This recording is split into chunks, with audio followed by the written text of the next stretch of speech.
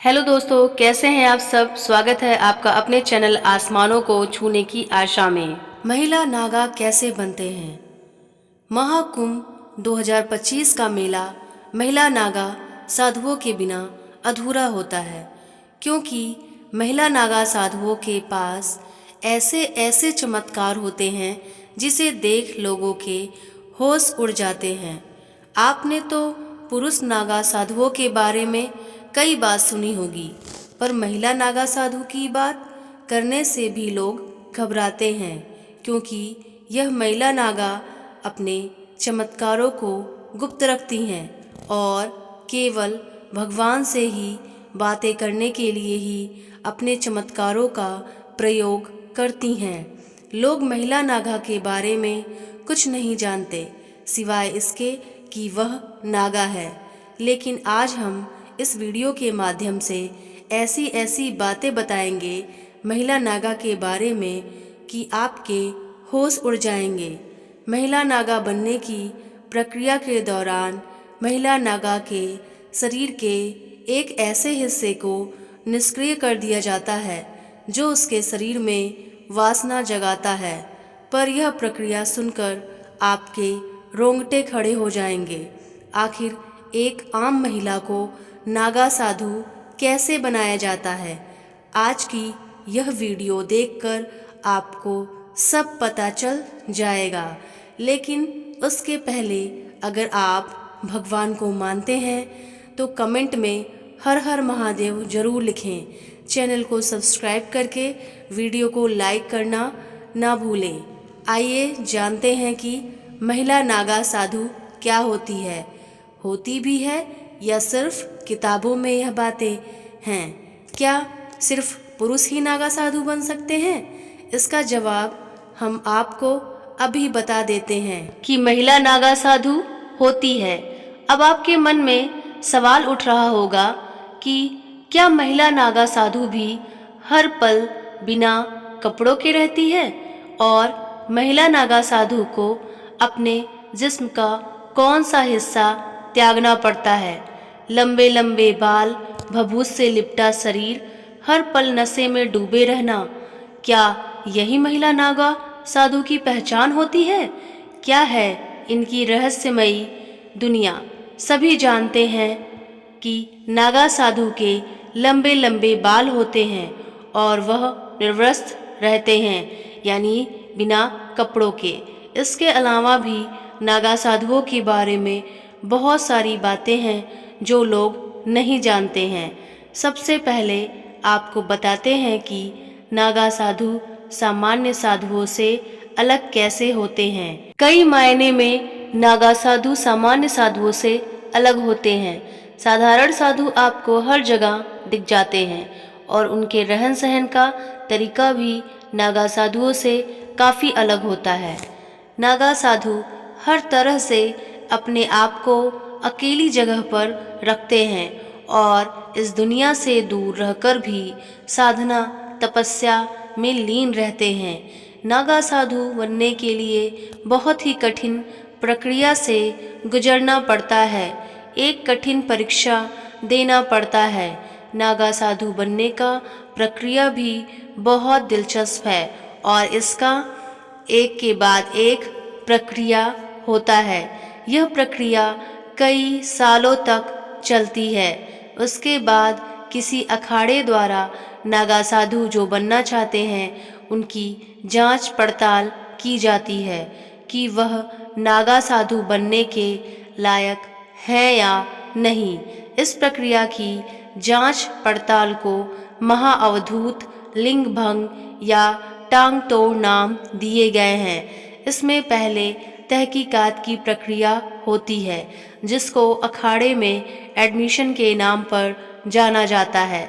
इसमें पहले नागा साधु बनने के इच्छुक व्यक्ति की अखाड़े में एडमिशन होता है।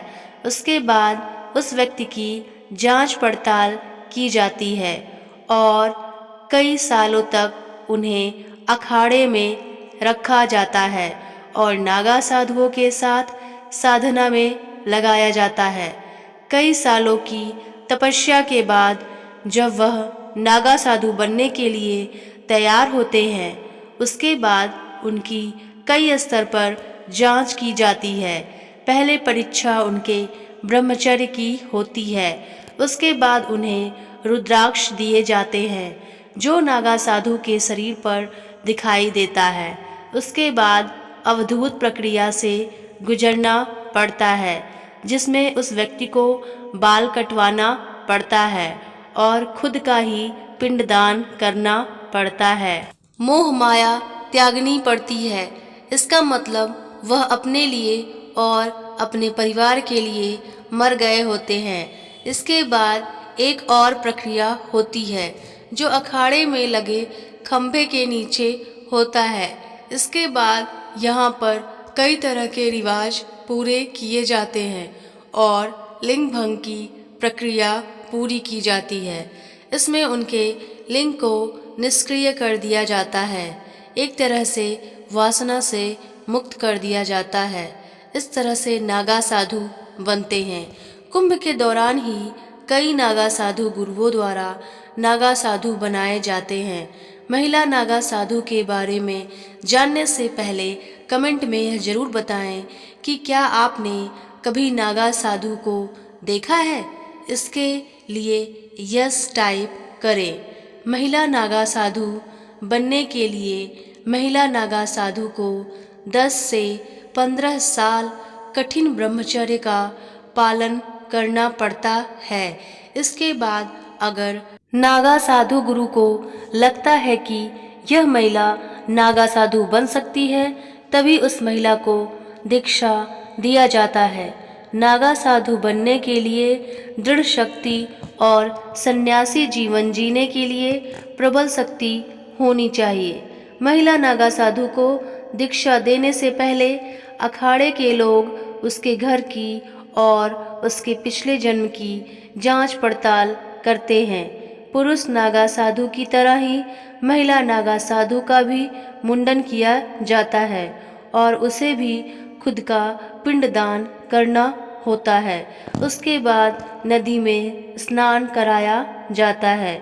महिला नागा साधु दिन भर भगवान का जाप करती है और सुबह सुबह उठकर भगवान शिव का मंत्र उच्चारण करती है।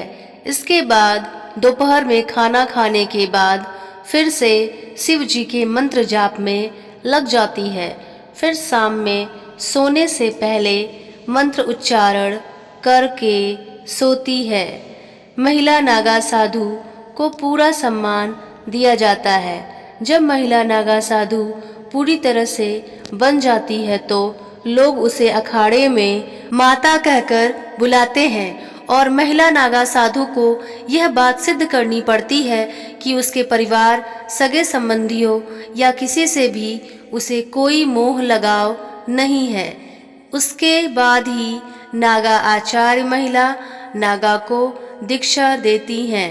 और आपको एक बात बता दें कि महिला नागा साधु को पूरी तरह से नग्न रहने की अनुमति नहीं है।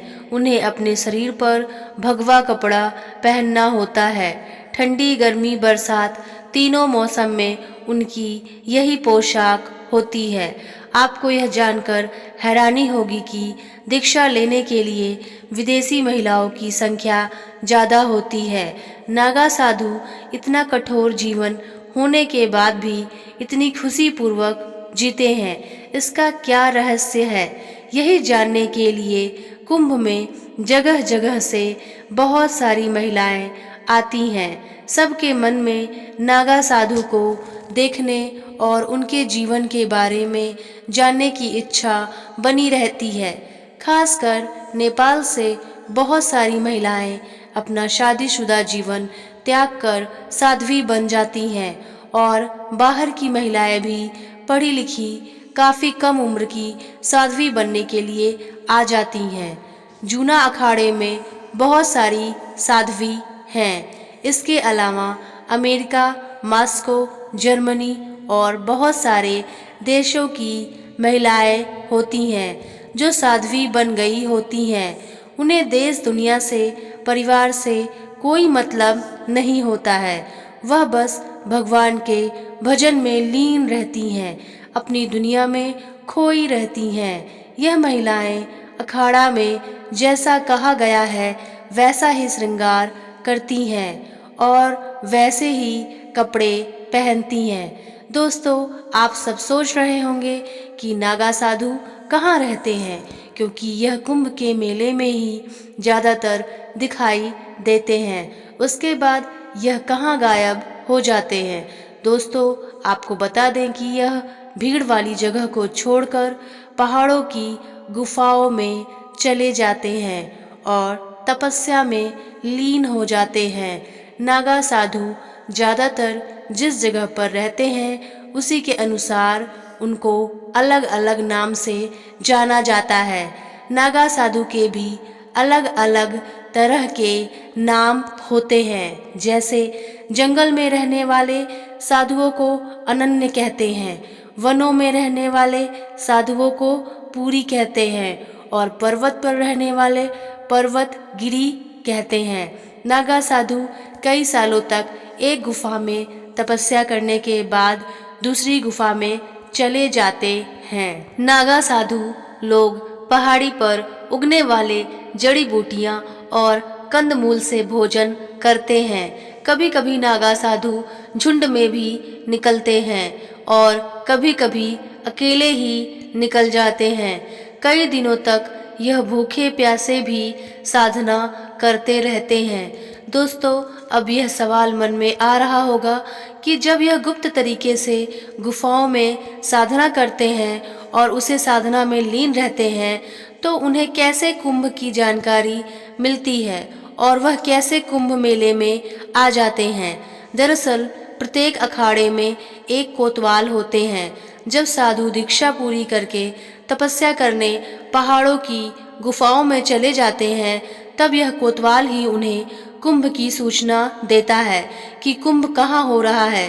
तो वहाँ गुप्त रूप से नागा साधु या साध्वी पहुँच जाते हैं और कुछ लोग यह भी सोचते हैं कि नागा साधु के पास साध्वी के पास चमत्कारिक शक्तियाँ होती हैं जिससे कि वह समझ जाते हैं कि कहाँ कुंभ हो रहा है या कहाँ अर्ध कुंभ हो रहा है और वह अपने चमत्कारिक शक्तियों के द्वारा ही अपने नागा साथियों से बात करते हैं। दोस्तों, हमारे चैनल को सब्सक्राइब करना ना भूलें। धन्यवाद।